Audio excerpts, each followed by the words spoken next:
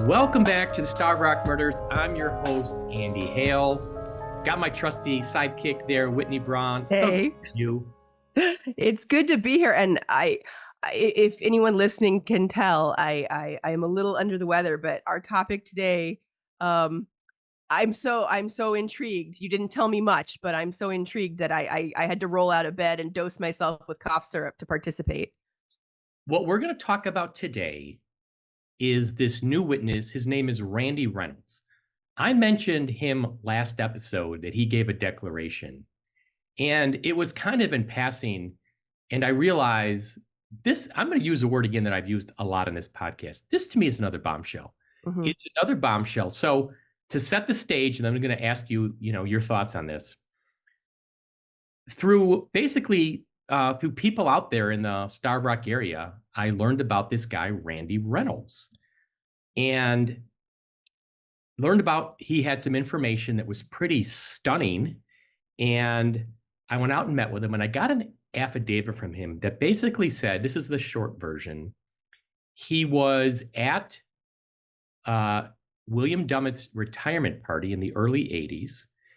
And he was next to Dummett, and Dummett said basically, yeah, I knew Chester Weger was innocent, or I felt he was innocent, but I got him to confess, and kind of laughed about it and was kind of arrogant about it.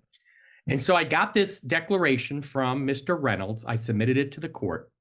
But here's the interesting part. Will County said they wanted to interview him in person, which was kind of unusual for them because usually they don't do anything. And Right. shout out to Will County because I know they listen to the podcast. So thank you for all the Will County people who are listening to the podcast. We welcome you into our tent. So they provided me with a disc of the interview of Randy Reynolds, and I'm going to post it on the podcast website. So I want everybody to listen to it. It's 30 minutes. Listen to the whole thing. But here's a snippet of what Randy Reynolds said to the Will County State's Attorney's Office. Take a listen. That's what I was trying to recollect when he had said this. There was like four or five people there. Okay, Well, let's start first. Okay, yeah. Let's start first. What did he say? We don't. Can Okay. you tell us what he said? Yeah, in kind of a like arrogant manner, he said, "Yeah, well, Chester Weaver Chester Weger was innocent, but I got him to confess." That's exactly what he said. Okay, so Whitney, you have listened to the interview, correct? I have just finished listening to it.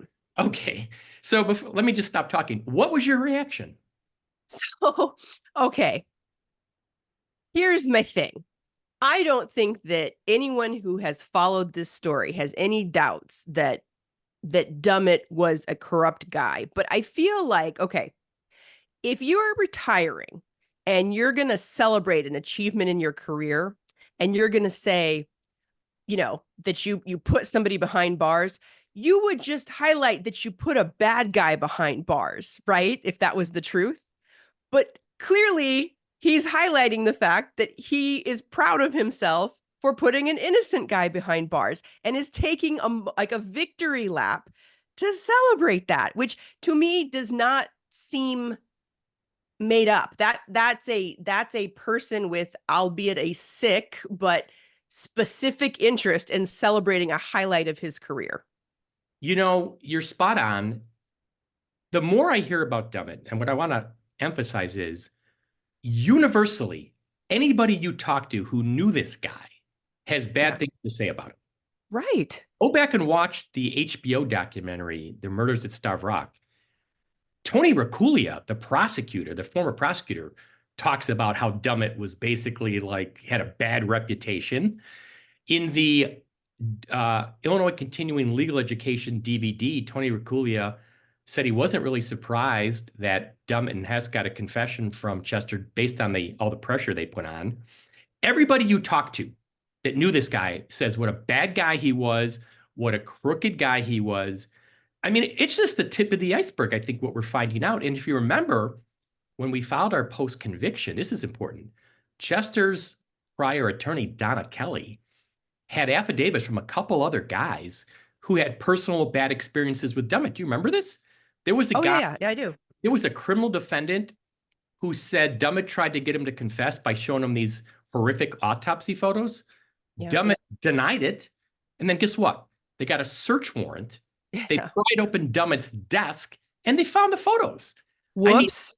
This guy, it blows my mind how bad, corrupt, and dirty he is. That's point number one. And so right there, Will County says, in court, oh, we believe the confession. Are you fucking kidding me? Seriously? I mean, Yeah. because it's Dummett. We know it's Dummett. So I want to walk through this. I'm getting really agitated here. And it agitated and also, I think, excited at how strong this evidence is. So Right. here's the first part. What Dummett said at this party was outrageous. And it's an outrageous admission. It is not hearsay. This is not hearsay. What you get from a lot of people is, oh, it's all hearsay. This is an admission. Randy Reynolds is saying, I heard William Dummett say this out of his mouth. And to say, I thought Chester was innocent, okay? If his story was actually true, he took this confession, there was no pressure, Chester voluntarily told him all these details. He even told him about this bogus red plane flying overhead that nobody could have known about, blah, blah, blah. There is no freaking way, zero, that William Dummett at his retirement party would say, I thought he was innocent. Zero. That Right. just shows you Dummett knows it was all a false confession, right? But it's weird to me, even if you knew you put an innocent person away, why keep highlighting the fact? Just say, I got the confession. I got the confession. Highlight just the victory, not the subterfuge, right? But that's so consistent with, I guess, what we have learned of him, right? Poultry farmer turned corrupt cop. Evil person. I mean, evil Right. person. This is the guy, remember, this is the guy that also was caught in a lie back in the day when he denied threatening Chester with the death penalty on the ride home from the polygraph at John Reed's office in Chicago. Remember that? Yeah. Oh, I do. That Absolutely. Dummett kept Riding saying, the Thunderbolt. You're going to ride the Thunderbolt, which is basically going to sit in the electric chair and you're going to fry. Dummett lied at trial. He lied and said, I never said that. Then Chester's lawyers call the state's attorney, Craig Armstrong, who was also in the car. And he said, yeah, Dummett said all those things. I mean, this guy, just the fact that Dummett took this confession without us having anything else, Whitney, without us having all the other evidence, the hair, the genetic genealogy, all the things, the telephone operator memo, just the fact that Dummett took this confession is a massive, massive red flag. And what he said is so outrageous to me. I just can't get over it. I'm stunned. Well, you know what's interesting about this particular affidavit from Mr. Reynolds is that a lot of the other people that have had less than positive, if not downright derogatory things to say about Dummett may have had a dog in the fight against him, right? They may have had a beef with him at work. They may have had something, but in this case, this Mr. Reynolds is at this party because his wife worked with Dummett and had a good relationship with him. So this is not someone that has an axe to grind against Dummett. This is someone who has no dog in this fight and overheard this in 1982 and 22 years after the fact, it struck him wrong. And then now 42 years after the statement made by Dummett at the party, he is saying, hey, I remember this clearly. I don't have a beef with Dummett, but this is what he said. Clearly. And, Dummett, like he says in the interview, and I encourage everybody, please go to the Andy Hill podcast website. I'm going to post this whole 30-minute interview that was conducted by Will County with Mr. Reynolds. What he said was Dummett was good friends with his wife. He was recently married. His wife worked at the LaSalle County Sheriff's Office. So she was friends with Dummett. This is the part that struck me too. He's so credible. He's so credible. The way he tells that story, I got goosebumps right now. The way he tells that story, that he's at the retirement party, Dummett makes this comment. He couldn't believe it. He says something to his wife on the way home. I can't believe Dummett would say this. Why would he say it? He talks about people that were there. He throws out some other names. he talks about, where it was at. We found newspaper articles confirming all this. It was at Cooley's Banquet Hall in Ottawa, Illinois, all consistent with what he said. And the way he tells this story, and he says a couple times, look, I'm just telling you, the guy said it. Like the way he says that, there's no doubt, 100% Dummett said this. And he's just such a credible person. Yeah. Yeah, I mean, nothing about this. I mean, people can voice their opinions on social media, and I'm curious to know. But I mean, nothing about this reads like someone who's trying to start a fire here, right? Because they had something against Dummett at one point in time. He doesn't have anything derogatory to say about him in terms of his personal relationship with him. It's just, can you believe he said this at a party? Which brings me back to, again, that gives it more credibility in my mind, because it seems like it's a weird thing to bring up if it's not true. Why would you say, if you're Dummett, why would you say he's innocent if it's not something that is just lingering in your mind? That's exactly right. You would never say, "Oh, I thought he was innocent." You would never say. In fact, what you would say is, "Oh, he was guilty as hell. What's all this nonsense that Chester Weger is innocent? Baloney. This guy was so guilty. I took the confession." He's not saying. It's an interesting juxtaposition, because if you look at the trajectory of Anthony Raculia's career, Anthony Raculia, when presented with many different pieces of evidence over the years, always stuck to his guns, that they did the right thing, that Chester was guilty. He stuck by that premise, where Dummett seemed to have abandoned it from day one, but reveled in the victory of, we got him, right? We got him to confess. He wasn't guilty, but we got him to confess. He was innocent. And it's an interesting juxtaposition between those two men. And it's just like further reinforced here with yet another, story of a 1982 retirement party where Dummett, with, no reason to present himself in a false light, just celebrates his own, desecration of our law by getting an innocent person to confess. And by the way, this isn't just somebody from the LaSalle County Sheriff's Office back in the day who had an opinion that maybe Chester was innocent. This is the guy that procured the confession. This is the guy that spent more time with Chester Weger than anybody. This is the guy who claimed, "Oh, he told me a red airplane was flying overhead, blah, blah, blah." Bullshit. Yeah. It's all his story. And for Dummett to say he thought Chester was innocent just shows you, it proves that this was a false confession. Dummett knew it. Dummett didn't care. And what a horrible person. And how about what Randy says in this interview? He said he had heard stories about Dummett.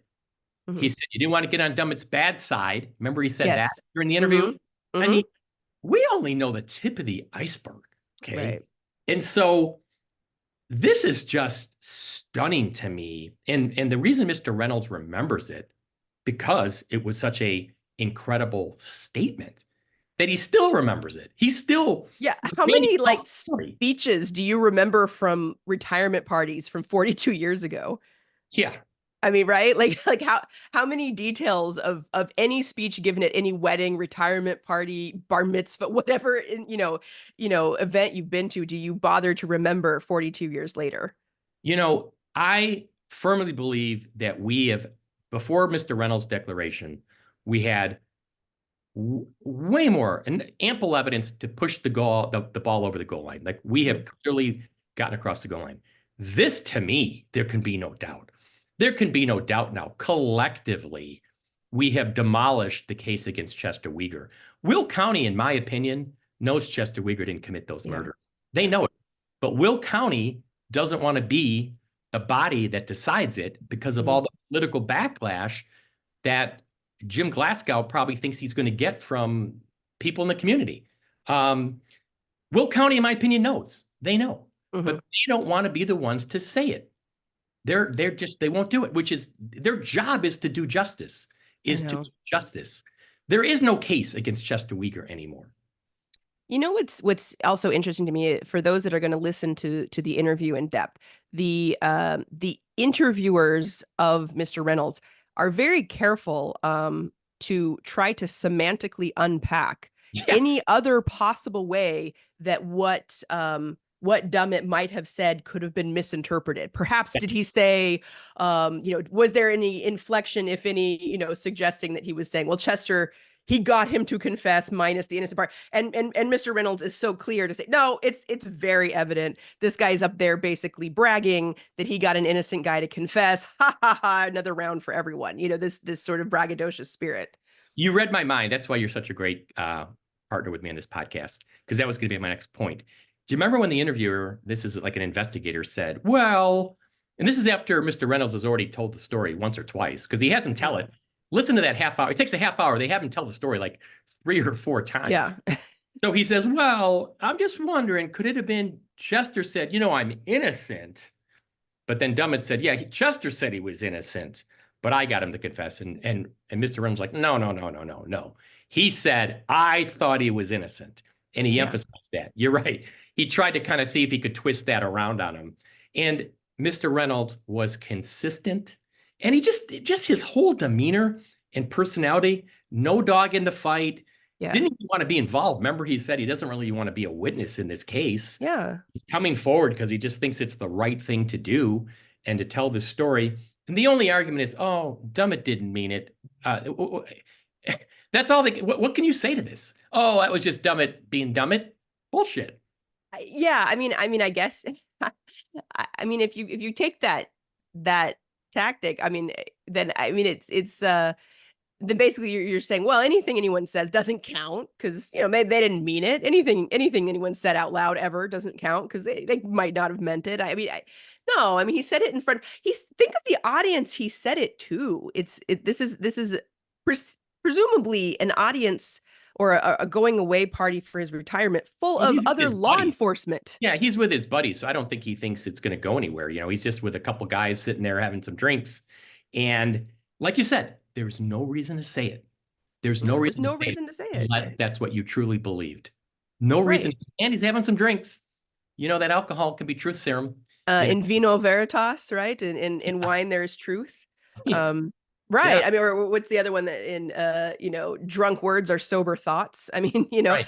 I don't have any question as to the, to go back to my point, actually, I said, who remembers what was said at a first communion bar mitzvah retirement party from 42 years ago. Well, I would remember this. I would remember this. Like, I would absolutely remember if someone in an esteemed position, like his role, which was captain at the time of his retirement, was bragging to a room full of people at his retirement. Oh yeah, during my career, I committed, the most heinous act of injustice that an officer of the law can do. I coerced an innocent man into confessing. I would remember that. So I think that just, to me, lends credibility to Mr. Reynolds' statement. This really kind of sunk in with me because I met with him. I got the declaration, was submitted to the court. And, I knew it was significant evidence at the time. It was important. But when I heard this interview and heard him explain it again to Will County, it was like a freight train coming down the tracks. It just hit me so hard with how powerful this evidence is and what it means and its significance to the case. I really just don't see how Will County can defend this anymore. I just don't. How can you defend this anymore? So what's the next step, right? So now they've got this. So are they just treating it like, we got it? Well, we'll see. So I filed a motion. The judge granted it to have this declaration be considered part of my post-conviction evidence. So it's part of the evidence I have submitted. And our next court hearing is September 11th. The judge is going to rule on whether our new evidence should get to a third stage where we can put on that evidence and have like a mini trial to meet our burden of showing that the new evidence would likely lead to a different trial result. The judge can consider this now. They can consider the Randy Reynolds declaration as further evidence in support of our innocence petition. I want to make one more point. It was the very last thing on the tape. The very last thing mentioned at the very end. So they're basically done. And Mr. Reynolds says, yeah, so what's Mr. Uyghur, doing here? What's he trying to do? And the state's attorney from Will County says, well, basically, if he gets his conviction cleared, she said he wants to get his conviction cleared. And if he gets his conviction cleared, he can sue the county. Let's pause there. Why is she saying that? You're right. I mean, why is she talking about a lawsuit? Why is that on her radar screen? How does that? That's the first thing out of her mouth. She says, yeah, he wants to get his conviction cleared. And if he gets his conviction cleared, he can sue the county. See, that's what it's all about. it's just so telling. That's what it's about. They are playing defense because, oh, holy cow, if he gets his conviction vacated, there's a big lawsuit coming.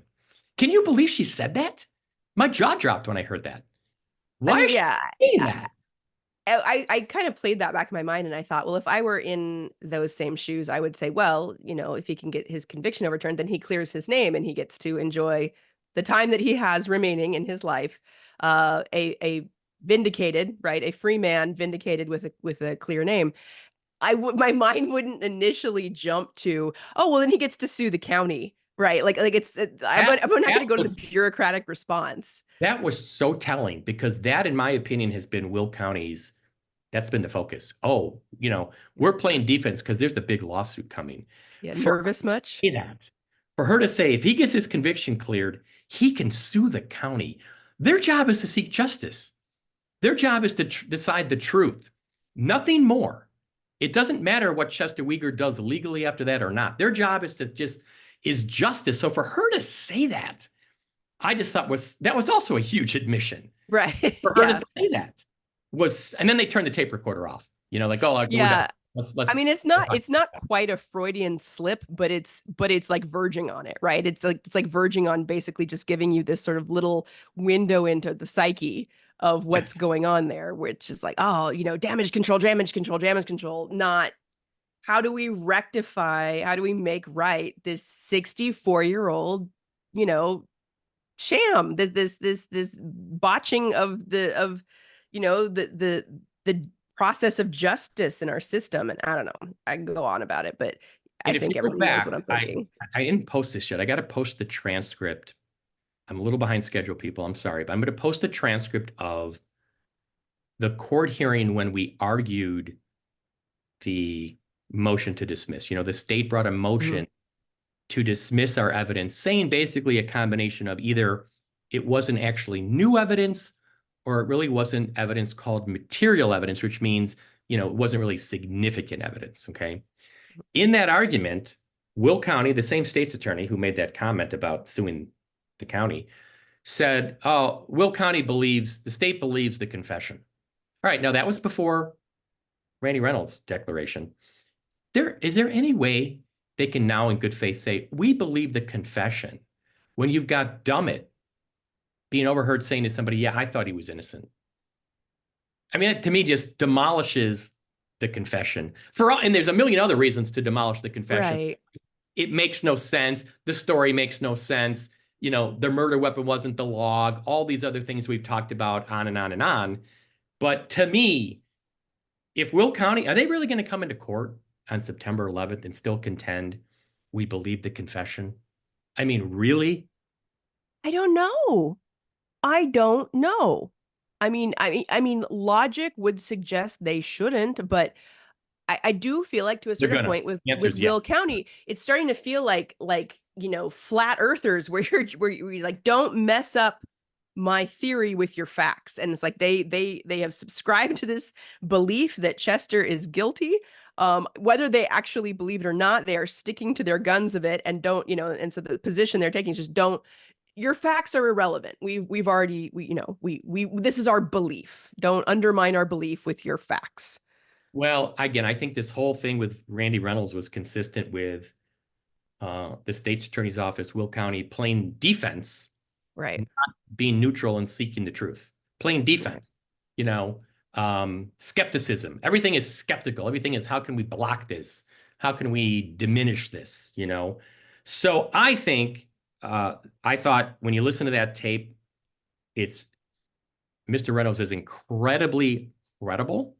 I think he's a powerful witness. I think what he heard Dummett say was a stunning, devastating admission. I think it should and it will have a huge impact on this case. And I look forward to going to court on September 11th and seeing what happens. I will not be shocked by anything, but I'm looking forward to it too. All right. Well, thanks for joining us on this little impromptu episode of the Starved Rock Murders. If we have any other updates, subscribe because you'll be the first to know. We'll be back out here dropping a new podcast episode. We're also putting we've got a YouTube channel, the Andy Hale Podcast on YouTube. So if you would rather watch it than listen to it, go to the Andy Hale Podcast on YouTube. You can watch the podcast there. As I said, go to the Andy Hale Podcast website. I'm going to post a link to the whole interview. You can listen to the whole thing yourself, and you can hear every single word of it. And I am looking forward to September 11th. I continue to remain optimistic. I think we've proven the case over and over and over. I think the case against Chester Weger has been demolished. And one other update. He just got removed from parole. Chester Weger, the Prisoner Review Board, removed his parole restrictions. So that's another nice step in the right direction. Mm-hmm. So things are moving forward. And Whitney, it's great to see you. Let's stay in touch. If there's any other updates, we'll be back here again soon. Thanks for listening to the podcast, and we'll talk to you soon.